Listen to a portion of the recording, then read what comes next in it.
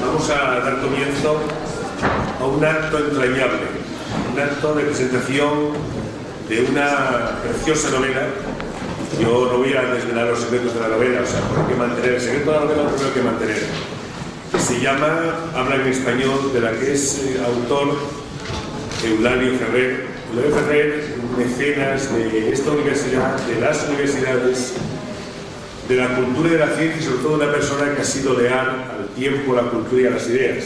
Me parece que, la verdad, que cuando se tiene su edad, ser autor, pero la verdad me parece que demuestra una gran generosidad y sobre todo una gran capacidad de vivir, cosa que es importantísima. En la mesa están conmigo José Luis Monreal, que es el editor de la editorial Océano. Están Francisco Pérez González, a mi derecha. Está Federico Gutiérrez Solana, el rector de la Universidad de Cantabria, mi querido amigo. Raúl Morodo, que estaba anunciado, no ha podido venir, un problema personal, no le ha impedido venir. Yo le leí unas palabras, un resumen hizo un trabajo ímprobo, yo creo que muy bonito, la verdad, como corresponde a su magisterio.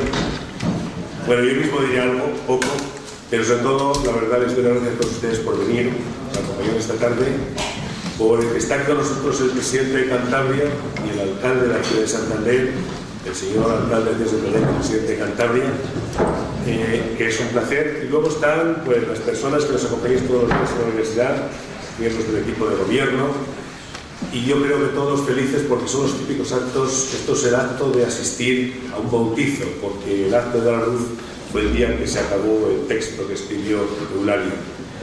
Yo me parece que es una ocasión magnífica. Yo la verdad que me gustaría que en esta universidad, entre nuestras actividades, fuera la de presentar libros, puesto que presentamos libros. La verdad que es un tema muy importante, pero que a veces, muchas veces casi nos resulta difícil porque las actividades del día a día nos lo impiden. Pero en fin, esperemos que sea una ocasión en todo caso gozosa. Bueno, en primer lugar doy la palabra al editor. José Luis Monreal tiene la palabra. José Luis. Rector, muchas gracias. De la novela, de la primera novela, a pesar de ser un autor, pues no sé, de 50 o 60 títulos, esta es su primera novela. Cosas de presentar el mundo del libro y Eulalio, pues ya hemos coincidido en varios sitios.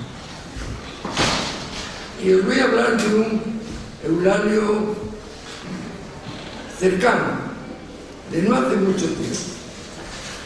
En la Feria de Guadalajara, en un homenaje magnífico que le hicieron, yo vine a decir que de la guerra civil no quería hablar, porque yo tenía 9 años entonces, y bueno, era preferible que yo hablara del Eulalio de todos nosotros, del Eulalio de los santanderinos, de los montañeses, después cántabro, de los Eulalio de los mexicanos, de los iberoamericanos y de ese estrecho viejo.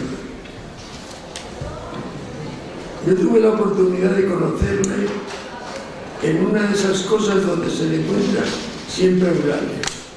Era en un acto cultural. Los que estaban allí eran amigos de ese mundo. Unos habían estado en Proel, otros habían estado en otras revistas, otros habían publicado otros libros, y él siempre ha navegado en ese mundo en el que yo le conocí. Pero tuve la oportunidad enseguida, encontrándome con él en México, en ver en esa casa toda la multitud de obras sobre el Quijote, sobre Cervantes, y era una cosa maravillosa cómo soportaba Rafa la invasión en una vivienda importante, pero una vivienda de la invasión del arte por todas las esquinas, por todos los lugares, por todos los pasillos. Y en ese mundo de él, donde tenía un respeto magnífico por todos los gobernantes de México, porque era un profesional fantástico en el mundo de la comunicología, en el mundo de la preparación de actos, de los eventos, de todas las cosas en que recurrían a él, porque tenía el mejor aparato funcional que en México se conocía, y yo creo que uno de los grandes conjuntos de trabajo en ese sector de todo Iberoamérica, el que ha conseguido dar prestigio, junto con todos los miembros del jurado, alguien vinculado a la política, a cualquier juego extraño de estas cosas. Está aquí, no mirándote y llorando y pensando en ti.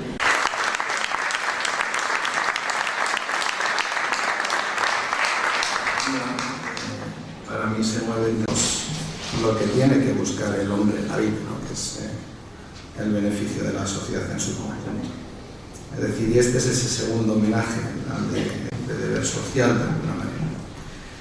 Y en este mismo plano también de ya la situación del empresario, de su obra, de su creación, de cómo aplicarlo, está un homenaje que hila el nombre de la novela, se habla en español, que es al valor de la comunicación, particularmente del lenguaje, particularmente del español.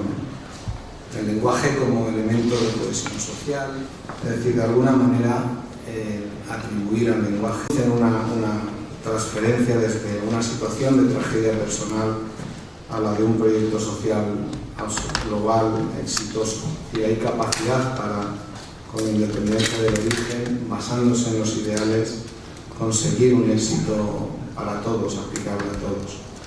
Y eso, de alguna manera, pues es encontrarse ante la vida siempre con un optimismo humanitario, un optimismo humanístico, como yo creo que gusta decir Eulalio. De alguna manera yo creo que es lo reflejo de su propia vida. Yo no sé cuáles las partes autobiográficas que sin duda tendrá que tener toda la novela, pero sí que hay una proyección, ¿no? Entre un paralelismo entre lo que yo, para mí, represento y lo que se viene transmitiendo en la novela. Basta, yo creo que con leer la última frase, no anticipa nada, pero la última frase es un resumen de todo, ¿no? La libertad es una conquista incompleta mientras haya pobres y no llegue a ellos la justicia social. Creo que esto resume.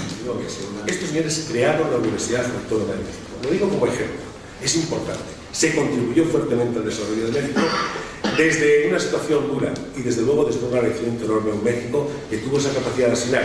Esa capacidad que a veces en España cuando hablamos de asilar a personas o conceder asilo a personas, la verdad que a veces se nos olvida un poco estas cuestiones. Estas personas fueron recibidas aquí, la verdad que a mí me parece que muy bien.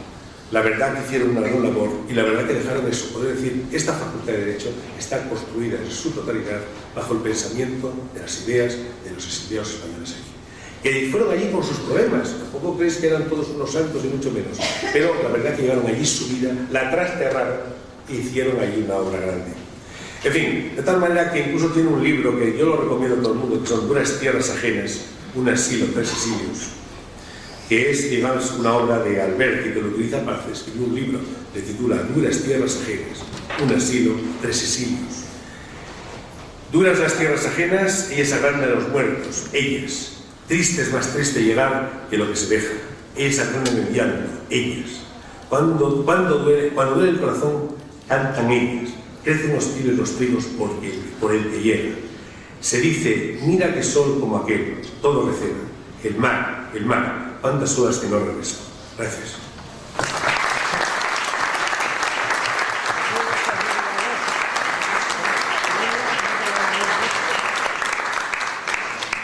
Bueno, pues, oye, ¿quieres decir algo? Bueno, pues yo les doy a todos ustedes las gracias. La verdad que ha sido un acto en extremo, para mí por lo menos emotivo, y la verdad es que la universidad, en nombre de ella lo digo, se siente muy sintamos honrada con la presencia de todos nosotros, con la presencia de nuestro querido presidente, de nuestro señor alcalde y de todos los que estáis aquí en la mesa, señor director, señor, lo más importante, editor, el Pancho y sobre todo el rector, que todos estamos profundamente agradecidos y hay que escribir otra inmediatamente. Con lo de Ita yo hago una, si quieres. Te ayudo. Gracias.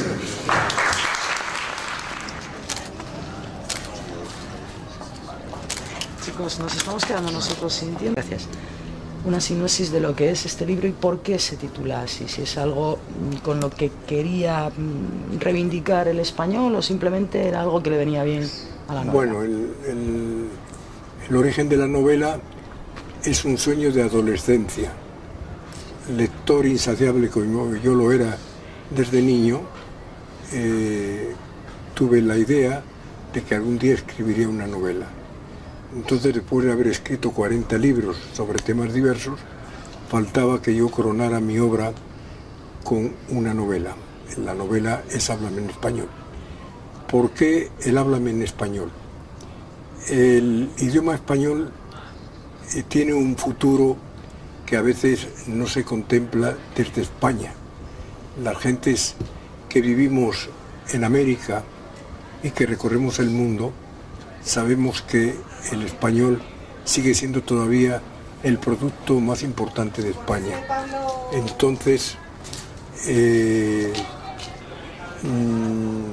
la imaginación nos sitúa frente a un Mao al que se convence para que adopte el idioma español como segunda lengua de China. El mandarín, que es el idioma oficial de China, se escribe de una manera y se habla de otra, de manera que eso simplificaba para él el adoptar el idioma español como un idioma universal. ¿Qué posibilidades tiene esta fantasía literaria? Cuando esto se escribe, estamos hablando de llegar en el año 2010 a un universo de 1.000 millones de hispanohablantes, incluyendo 500 millones de chinos. Pero si seguimos la ruta de la historia que se está haciendo ahora, China va a ser un país poderoso, uno de los grandes países poderosos del futuro inmediato. Tendría que ser el mandarín el idioma que adoptara China como lengua en el mundo en el que ella va a tener una preeminencia muy grande. Yo creo que tiene muchas dificultades, porque las dificultades nacen en la propia China, porque hay 69 lenguas y el cantonés es otra que tiene su influencia. De manera que si China no quiere adoptar el inglés, que es quizá contra quien va a combatir la primacía en el mundo futuro, pudiera pensar en el español, que ya para entonces tendrá 600 millones de hispanohablantes y unidos a los chinos constituirán un universo tan poderoso para China como inimaginable para España. Le voy a hacer otra pregunta.